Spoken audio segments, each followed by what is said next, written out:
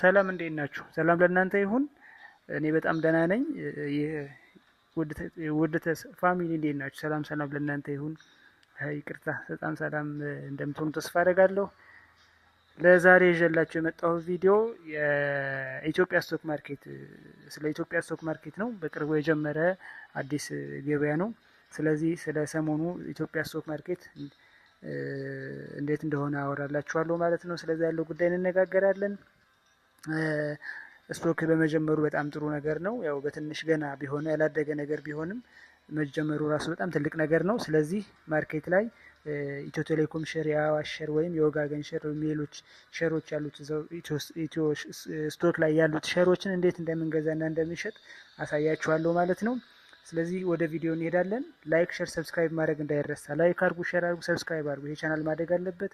ሰፖርት የምታደርጉኝ በጣም አመሰግናለሁ። ሌላውም ሀሳብ አስተያየታችሁ አስቀምጡልኝ። በጣም አመሰግናለሁ። ስለዚህ ወደ ስቶክ ማርኬት ከመሄዳችን እንዴት እንደሚገዛ እንዴት እንደሚሸጥ ከመሄዳችን በፊት መጀመሪያ ስቶክ ምን ማለት ነው የሚለውን እናያለን። ስቶክ ምንድን ነው የሚለው? ስቶክ ማለት የገበያ ቦታ ወይ ደግሞ ፕላትፎርም ነው። ይህ ፕላትፎርም የካምፓኒ የተለያዩ ካምፓኒዎች ሼር የተወሰነ ሼር በመግዛትና መሸጥ የምንችልበት ቦታ ነው። ለምሳሌ የአዋሽ ሊሆን ይችላል፣ የአፕል ስቶክ ወይ የናስዳክ ሊሆን ይችላል፣ ወይ ኢትዮ ቴሌኮም የተወሰነ ሼር ገዝቶ አትርፎ መሸጥ። አንድ እቃ ገዝቶ አትርፎ እንደሚሸጠው ስቶክኑም ኢትዮ ቴሌኮም ሼር ገዝተህ በተወሰነ ገንዘብ ገዝተህ ሲጨምር መሸጥ። ይህ ነው ስቶክ ማርኬት ማለት። ስለዚህ የስቶክ ማርኬቱ ድርሻ በጣም ትንሽ ሊሆን ይችላል። 0.00% እንደ ስቶኩ ድርሻ እንደ ስቶኩ ግዙፍነት በጣም ትልቅ ቢሊየን አካውንቶች የሚንቀሳቀስበት ስቶክ ከሆነ ትንሽ ፐርሰንት ሊሆን ይችላል። እንደዚህ ትንሽ ስቶኮች ከሆነ ደግሞ ፐርሰንቱ ከፍ ሊል ይችላል። ዞሮ ግን ምንድነው ከትልቅ ካምፓኒ ሼር ውስጥ ትንሽ ነገር ትንሿ ሼር የመግዛትና የመሸጥ መብት ማግኘት ነው ስቶክ ማለት። ስለዚህ ስቶክ ማርኬት ስለ ስቶክ ማርኬት ይሄ ካል በኢትዮጵያ ስቶክ ማርኬት እንዴት መግዛትና መሸጥ እንችላለን ወደሚለው እንሄዳለን። ቀደም ብዬ እንደተናገርኩት ስቶክ ማርኬት የሚገዛና የሚሸጥ የካምፓኒ ሼር ነው ካልኩ በኋላ ይህ የሚከወንበት ደግሞ የሚፈጸምበት ቦታ ወይም አፕሊኬሽን ያስፈልገዋል። ስለዚህ እንዴት እንደሆነ ሙሉ ሴታፑን እነግራችኋለሁ ማለት ነው። ስለዚህ መጀመሪያ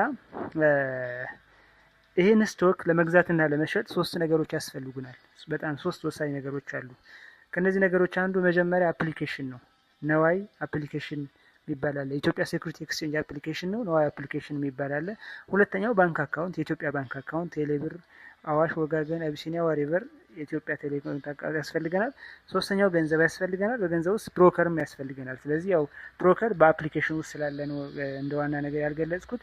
በእነዚህ ሶስት ነገሮች መግዛት እንችላለን ማለት ነው። ሶስት ነገሮች ተጠቅመን ስቶክ መግዛትም መሸጥም እንችላለን ማለት ነው። የመጀመሪያው አፕሊኬሽኑን ነው የምነግራችሁ። ነዋይ አፕሊኬሽን ይባላል። ፕላይ ስቶር ላይ ወይም አፕ ስቶር ላይ በመሄድ ነዋይ የሚባል የስቶክ ኤክስቼንጅ አፕ ዳውንሎድ እናደርጋለን። ያንን ዳውንሎድ ካደረግን በኋላ ሳይን አፕ እንላለን። ሳይን አፕ ስንል የሚያስፈልጉ ነገሮች አሉ። ከነዚህ ኢሜይል ማስገባት አለብን። መጀመሪያ ፉል ኔም ማስገባት አለብን፣ ስልክ ቁጥር። እነዚህን ስናስገባ ወደ ኢሜይላችን ኦቲፒ ይልክልናል ወይ ወደ ስልካችን ኦቲፒ ይልክልናል። ያን ኦቲፒ ስናስገባ ምን ያደርግልናል ማለት ነው? ኦቲፒ ስናስገባ ያልፍልናል ማለት ነው። ከፈትን ማለት ነው። ይሄ አፑን ከፈትን። አፑን ከከፈትን በኋላ የአፑ ኬዋይሲ እንደማንኛውም አፕ ኬዋይሲ እንደሚያስፈልገው ይሄኛው አፕም ኬዋይሲ ያስፈልገዋል ማለት ነው። ስለዚህ እንደ አጋጣሚ ሆኖ እንደ ክሪፕቶ ኤክስቼንጆች እንደ ብዙ የክሪፕቶ ኤክስቼንጆች እንደነ ባይናንስ፣ እንደ ኤምኤክስ፣ እንደነ ቢትጌት ሌሎችም የክሪፕቶ እና የፎሬክስ ዲፖዚት ማድረጊያ ቀጥታ ብር ዲፖዚት ማድረግ አንችልም ማለት ነው ወደ ነዋይ አፕ። ስለዚህ ምን ያስፈልገናል? ብሮከር ያስፈልገናል። ይሄ ብሮከር ደግሞ የምናገኘው የት ላይ ነው? ኬዋይሲ የሚለው ቦታ ላይ ብሮከር አለ። ስለዚህ ኬዋይሲዎቹ 6 ስቴፖች አሏቸው። እነዚህን ስቴፖች ነግራችኋለሁ። በስክሪን ሪከርድ ማስቀምጫለሁ፣ ስክሪንሻትም አለ። እንሁን በቃልም እየነገርኳችሁ ነው። ስለዚህ በጣም ቀላል ነው፣ እያነበባችሁ መሙላት ነው። ይህኛውን እንዴት እንደሆነ ነግራችኋለሁ። ከ6ቶቹ ስቴፖች የመጀመሪያው ስቴፕ መጀመሪያ ስታርት ኢንቨስተር የሚል አለ። ክሊክ ታደርጋላችሁ። ኦልሬዲ አፑ ከፍታችኋል። ሆም ፔጅ ምናምን አለው። የአፕ ፊቸሮች አሉ። ከታችም ከላይም ዋሌት ምናምን የሚሉ ነገር አሉ። ከዛ ስትገቡ ኢንቨስተር የሚል አለ። ኢንቨስተር የሚለው እሱን ትነካላችሁ። ኢንቨስተር የሚለውን ከነካችሁ በኋላ የመጀመሪያው ስቴፕ የሚያመጣላችሁ ኢንቨስተር ከሚለው ቦታ ላይ ብሮከር የሚል ነው። ሴሌክት ብሮከር የሚል አለ። በጣም ብዙ ብሮከሮች አሉ። ለምሳሌ ናይል ኢንሹራንስ የሚባል አለ፣ ሲቢ ካፒታል፣ ኢትዮ ፊዴሊቲ፣ አዲስ ኢንቨስትመንት፣ የወጋገን አለ፣ የገዳ በጣም ብዙ ብሮከሮች አሉ። 8-7 ብሮከሮች አሉ።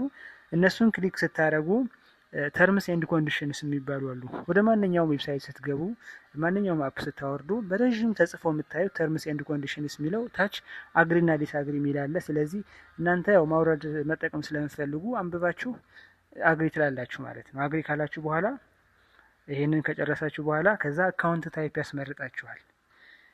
ብሮከሩ ቀጥታ ኢንዲቪዥዋል አካውንት ነው ወይስ ኮርፖሬት አካውንት ነው የሚላለ።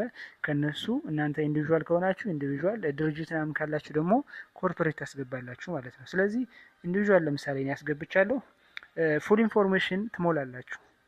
ስም፣ አድሬስ እንዳለ ሙሉ ፐርሰናል ኢንፎርሜሽናችሁ ትሞላላችሁ። እዛ ፋይዳ ወይ ፓስፖርት ወይ ታክስ ነምበር እነዚህን ከሞላችሁ በኋላ በዚህ ሁለተኛው ስቴፕ ላይ አኑዋል ኢንካም ግሮስም አለ፣ ፈንድ ኢንካም ኦፍ ሶርስ አለ። ከዛ አንድ ማይረሳ ነገር ደግሞ ምን አለ? የአደጋ ጊዜ ተወካዩ ደግሞ ተጠሪ ወይ ደግሞ የእናንተን ሸር የሆነ ችግር ቢገጥማችሁ ሰው ናችሁ ብትሞቱ ብትታመሙ ወይም ያንን የገዛችሁትን ነገር አክሰስ ማድረግ ባትችሉ እንትን ልትሉበት የምትችሉትን አክሰስ የምታደርጉበትን ሰው ሌላ ተወካይ ሰው ቤተሰብ ታስቀምጣላችሁ። ከዛ በኋላ በሶስተኛ ስቴፕ የተወካይ ኢንፎርሜሽን ነው የሚሞላው። እናንተ የወከላችሁት ወይ ደግሞ ሸሬን ያስተዳድርልኛል ብላችሁ ያመናችሁትን ሰው የእሱ ኢንፎርሜሽን ትሞላላችሁ ማለት ነው። በአራተኛው ምን ታደርጋላችሁ? አራተኛው ስቴፕ ላይ ከዋይሲ ላይ ፔይመንት ኢንፎርሜሽን ነው። የባንክ ዊዝድሮዋል ዲፖዚት የትኛው ባንክ እንደምትጠቀሙ ምናምን እዛው እሱ ሙሉ ስቴፕ አለ። እሱን ትሞላላችሁ በትክክል። ስቴፕ 5 ፐርሰናል ኦኬሽኖች አሉ። ፐርሰናል ኦፒኒዮኖች ይጠይቋቸዋል። የፖለቲካ አመለካከታችሁ፣ የትኛው ስቶክ ስንት ፐርሰንት ሼር አላችሁ፣ ያላችሁ ሀብት ምናምን በጣም ብዙ ነገሮች አሉ። እነሱን በረጃጅም በኮሽነሪ መልክ ናቸው። የስ ወር ነው የምትሉት። ስለዚህ የኬዞችም አሉ። ታስራችሁ ታውቃላችሁ ወይ? እንግዲህ ታስራችሁ የማታውቁ ከሆነ ኖ ትሉታላችሁ። ታስራችሁ የምታውቁ ከሆነ ነበረ ደግሞ ለምን ታሰራችሁ ምናምን ታብራራላችሁ። ያን ትጨርሳላችሁ። ከዛ በኋላ መጨረሻው 6ኛው ስቴፕ እነዚህ ዶክመንቶች አፕሎድ ማድረግ ነው። ዶክመንቶች የፋይዳ ዶክመንት አሉ የሚጠይቃቸው ዶክመንቶች እነሱን አፕሎድ አድርጋችሁ መጨረስ ማለት ነው። ከዛ በኋላ ምን ሆናችሁ ማለት ነው? ኦልሬዲ ነዋይ ኤክስቼንጅ ላይ ነዋይ ኢትዮጵያ ሴኩሪቲ ኤክስቼንጅ አፕ ላይ አንድ እንትን መግዛትና መሸጥ የሚችል ሰው ሆናችሁ ማለት ነው።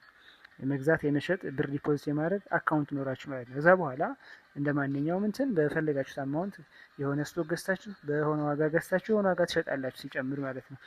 ለማንኛውም ይሄ ፋይናንሻል አድቫይስ አይደለም፣ ግዙ እያልኩ አይደለም፣ ሽጡ እያልኩ አይደለም። ስለዚህ ግን ምንድነው ማድረገው ግን በቀላሉ የቴሌኮም ድርሻ ወይም የተለያዩ ባንኩ ድርሻዎች በቀላሉ መሸጥና መግዛት ይቻላል። ድሮ የአክሲዮን ሼር የሚይዙ ሰዎች መስራቾች ምናምን ነበሩ። አሁን ግን በአክሲዮን መልክ መጥተዋል። ስለዚህ የምትችሉትን ያህል መግዛትና መሸጥ ትችላላችሁ ለማለት ነው። መልካም ቅዳሜ ይሁንላችሁ። አመሰግናለሁ።